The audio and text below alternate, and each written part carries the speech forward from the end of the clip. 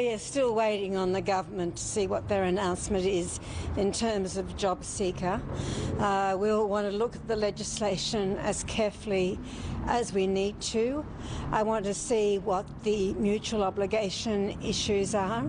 I want to see whether it's a permanent increase or a temporary increase. Obviously want to see what the amount is and whether or not there's going to be legislation which will have to be introduced, because we know on the 31st of March the cliff happens when JobSeeker and JobKeeper both finish.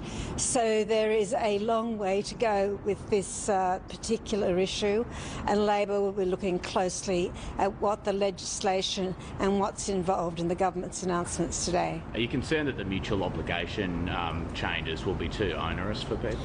One of the things that I'm going to be very studious about is in fact what the mutual obligation requirements are. We've only heard news reports. There is nothing solid in front of us to look at the moment, and that's what's important. How much would you like to see it rise by? We've been hearing maybe it's going to go $40, $50. Is that going to be enough? Look, Labor has not determined an amount, and I will not be pushed into naming an amount today. What's important is to look at what the government announces. What's important is to look at the mutual obligation requirements that the government puts around, if any additional ones. I want to carefully look at whether they've bundled the present supplements into the new amount that they're supposedly announcing today. Yeah, I was going to ask as well. It looks like the government's ditching the idea of having it all in one payment. Were you concerned that that idea to have everything in one payment was designed to make it look like the payment had gone up by more than it actually had? Well, I'm not surprised at anything this government does. We've analysed carefully what the supplements are. There is only one supplement that everyone gets, and that's the energy supplement. Some people get rent assistance, but in the main, the supplements go to a very small amount of people, and they are very small amounts. I think it was a bit of a sleight of hand that the government threw that red herring up in the air to see how people would respond.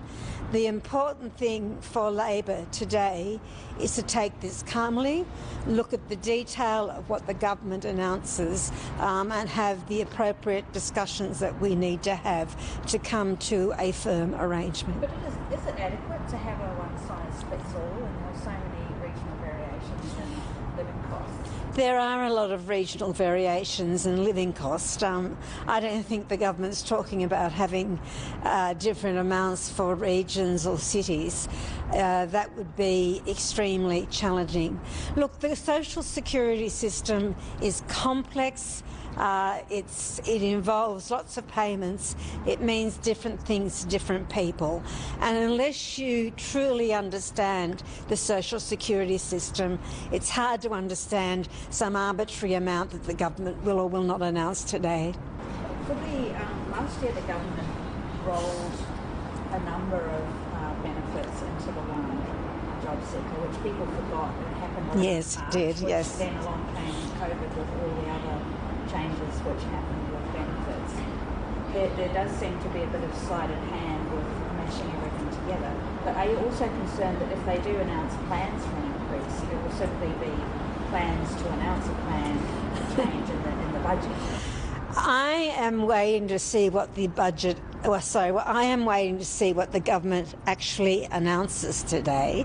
I don't think it helps to speculate. I want to see firmly what they announce, whether it's a permanent increase, whether it's an extension of the present coronavirus supplement. I want to see whether or not they've included the other payments into this amount. I want to see what the increase is, whether it's permanent, whether it's not permanent, and most importantly, I want to see what they do in the budget, which is not very far away. That will give us a good indication of what the government's intentions are.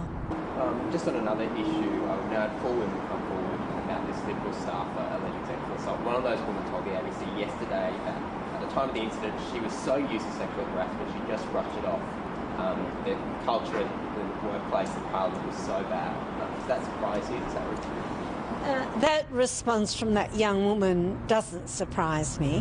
What is clear with this issue, and the government, I believe, is going to announce today who's going to head up the independent inquiry. I would like to see more consultation with Labor from the government about the inquiries, in particular the independent inquiry. But what is clear is that there needs to be structural change within the Parliament.